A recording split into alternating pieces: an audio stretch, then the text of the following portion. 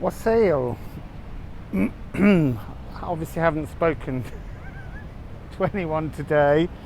Um, so the Great Conjunction, or the Great Mutation actually, because after a 200-year cycle of the conjunctions being in Earth, we moved to air. We're not fully in air yet, that won't happen until 13th of January when we get the new moon, but I went into a state of bliss. I felt like immediately that very clear clarity of air energy made sense to all my molecules. And then Christmas Day came and sacred rage rose up inside me, and my fury was with spirit, was absolutely sacred, divine fury at spirit, because spirit decided on Christmas Day to just nudge me with some really annoying energies that I didn't need, and I was just like, what the hell do you think you're doing? This is unacceptable. And spirit didn't seem to care, and so I said, if you want to start playing funny games with me, I'm packing away all my cards, which I did. And I said, I'm just going to focus on me. And I was like, yay, look at me showing spirit. But actually, spirit was really still showing me how to tap into the new air energy with sacred rage, with fury.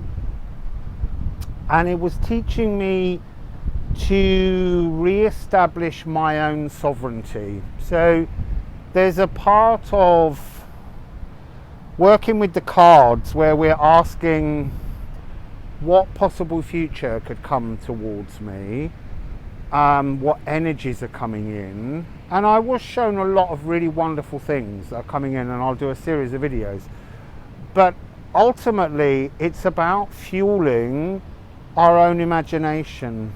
It's about us knowing that we witness the world through our own consciousness, our own divine consciousness. And during a period of air, we need guides, we need ancestors, because the veil and the connection to our higher consciousness and upwards through the dimensions to source is blocked, is veiled off. Air is all about bringing that divinity, bringing that sovereign energy back in contact with us. And I've been thinking a lot about the cards themselves. We're at the Suit of Swords now, and the Ace of Swords is clarity, and there is clarity coming. The Two of Swords, it's a decision, being stuck between a rock and a hard place, and that was earth energy. And then the Three of Swords is that heartache. To make the decision will create some kind of heartache. To move forwards, we all know we're embracing clarity and change. That will bring us some kind of emotional pain. And 4 is the healing. The 4 of Swords is the healing after that moment. The 5 of Swords, when we appreciate that nobody wins the war or the battle and nobody loses. It's just something that we went through. And this is very much about air is pulling open paradoxes. Look, air comes in, it's the fastest of all the elements. Earth's very slow, very material. And now we're moving to this energy of cerebralness. And paradoxes are being opened. They've already been turning up all year, but now this air energy is coming in and slicing it open so that we can witness the true depth and distance between lies and truths, and then where we play out in the middle believing that somehow that's the truth. So that's the 5th. Five of Swords. The Six of Swords is moving past all those darknesses. And that's what 2020 has been a preparation for. Moving out of that frequency of distortions, the darkness, coming towards something that's fresher and lighter and newer. The Seven is a tricky one because, look, the cards are changing their energy because we're now mutating to air, and I'm just talking about the swords because they are air, but the Seven of Swords is always a thief in the night, something being stolen, a material possession being taken from you. And we're now moving to a stage where material possessions are not important. What's important is how you think and how you feel through your thoughts and how you move forwards. So this energy is actually about realigning old thoughts. It's kind of like a form of shadow work. I've said it, I've put that little word in, but that comes with a paradox as well, because look, I've spent the whole year going shadow work, shadow work, shadow work, and that's true. Do the shadow work, you combine your heart chakras, and you can begin to move into that frequency of love that will move us forwards with a combined heart. But there's also a part that says, now we're moving into air, it is possible to just recognize anything from your past that comes up as being Five of Swords energy, just something you had to go through with no shame attached. It was just part of earth energy. So the Seven is about knowing how to line yourself up so that when you get to the Eight of Swords, which is usually being trapped, you've now lined up so many of your thoughts that it's like you just need to take the last peg out at the number 8 and be released. And then the Nine of Swords is that moment of realizing that all of those, because it's a divine number and it's always been the card of anxiety, but actually the Nine of Swords is becoming this energy of relief, letting a breath out and just going, thank goodness that's over and I recognize it. And then the Ten of Swords, which has always been to represent an ending, is now kind of representing, the ending of the old thoughts and moving forwards. But it's also representing a wealth of thoughts, a brand new cerebral connection. Because look, for a long time in tarot, if you're one of the star signs that's ruled by one of the air, and we are in air, obviously, Libra, Gemini, Aquarius, you could feel a little bit disappointed in the choice of tarot cards that match your star sign.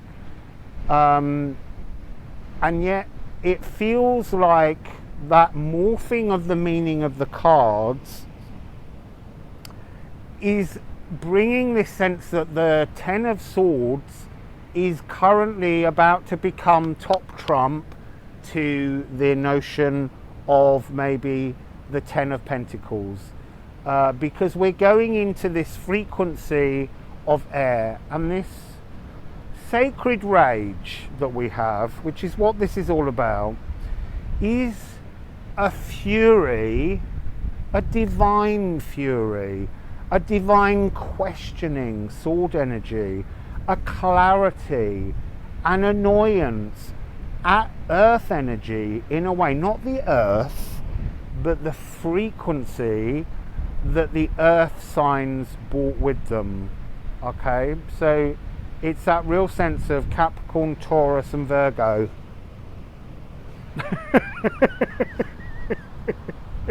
It's not that's not quite true, obviously. So this rage, what's it for? It's to change your thoughts. It's to make you consider what kind of world do you want to live in as we move forwards, because the energy of everything is mutating. So what do you want? What do you see as your future? And you need to get angry. You need to be furious, because everything about the world now has become toxic in terms of air frequency. Air is lighter, air is more fluid, and we're being held in this ever more restrictive frequency of Earth. Earth is over. It will play out still in many ways. So for instance, the full moon on the 30th, that's still part of the energy of the solar eclipse. And that was about connecting with our solar warrior. And that's about growing up emotionally. No more thumbs up, thumbs down earth energy. And everything's become that. Everything's become thumbs up, thumbs down. You know, YouTube, I love YouTube. It's how I communicate with you, but it's thumbs up, thumbs down. It's not got anything in between. And what this allows is, it's been allowing the collection of data. And when you look for what people thumbs down, you can plug into what people don't like, what people most fear, and you can use that to score political points and get people to vote for you, to create this energy of dark, fearful, hate-filled emotions to win public office or support. And we're moving with this solar eclipse that happened into this energy of being grown up about our emotions. You know, if we have compassion, forgiveness, if when there's something difficult that rises, we just say to someone, look, this is what I feel about this. And if the other person can come from a sense of compassion and respect, we all grow up. We all get something much more beautiful about society and life. There's a little bit of rain coming now. So I don't know how long I'll be able to keep this video going. It's just amusing me because I came out to do a series of videos, but originally I did say to Spirit, I'm not doing any more cards. And so I've come out to do something which I used to do before Santaro kind of noticed my channel and drove a lot of you to also notice me. But I used to do a lot of videos where I just chatted about things. And it's interesting that Rob of Rob's Tarot started to do it recently, and I was like, wow, it's incredible. It's very brave of you, and it's much more fluid. There's something much more comfortable about it when he's doing it. And I completely forgot I used to do it myself and just haven't, because I've become attached to this notion that we all need to see the cards. But the cards have got to go to bed for the moment, because the cards are changing. The energy frequencies of the cards are changing, and I have to step away from them and allow those energies to morph and to change, so that we can connect with them again in the new year, I guess, and see what new frequencies they bring. And it will be interesting, because where I've been traveling, I've had the same decks of cards now for a while, and just over the last few days since the conjunction, they've really started to move into a new frequency. But my sacred rage with Spirit made me put them away. And as I said, I thought I was being clever, but Spirit was pushing me to do this. I still have a sacred rage for injustice and inequality, but we need to think about swords in other cards. We have, usually there's a sword attached to justice. There's a sword attached to temperance. So these are angelic forces that adjust things and bring a new energy towards humanity, towards earth cycles. So this air energy is going to behave incredibly differently, you know, really bring about a new frequency, something more. Oh, it's really raining now, so I'm getting my water energy, because water's the next sign, and air helps to work on the emotions, because earth was holding our emotions very turgid and very fast and stuck, and so the air's coming in to open, slice open great big wounds in people. It's really raining, and I'm just going to carry on because I've got no cards, although it is completely covering the screen. So we're bringing in this new energy of that's opening wounds and revealing everything, and it's literally spirit just going, look, I've opened this wound, what are you going to do with it? Look, we're going to have to go because we're getting water on the lens. So look, I'll do another video when the rain goes away. So wassail beautiful people.